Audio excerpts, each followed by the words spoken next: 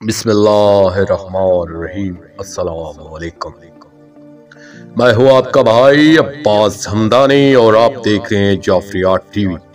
آج کا ہمارا موضوع گفتگو ہے کتمان السر، یعنی راز کو راز رکھنا۔ دوستو، اپنے بھائی کے راز کو راز رکھنا بھی ایک فرض ہے، کیونکہ اس کے بارے میں یہ فرمان ہے کہ جس نے مومن کے راز کو فاش کیا گویا وہ اس کے قتل عمد کا مرتکب ہوا ہے۔ اسی طرح اپنے مالک پاک اجر اللہ فرجہ الشریف سے جب روحانی رابطہ ہوتا ہے تو ان کا ہر فرمان ایک راز ہوتا ہے۔ اسے بیان کرنا جرم عظیم ہے۔ ان کا ہر فرمان صرف تمہارے لیے ہے۔ اگر تمہیں کسی کے عیب یا غلطی سے آگاہ کیا جاتا ہے تو اس کا مقصد یہ سمجھو کہ تمہیں آگاہ فرمایا گیا ہے کہ تم ایسی حرکت نہ کرنا، ایسی غلطی نہ کرنا۔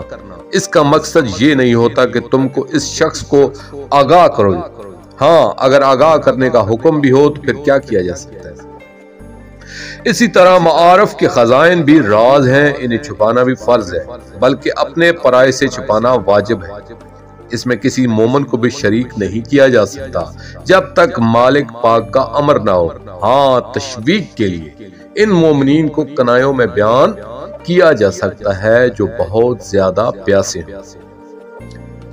دوستو، آخر میں شکریہ ادا کروں گا اپنے مرشد کریم سید محمد جعفر الزمان نقوی البخاری سرکار دامِ ظلہ تعالی کا۔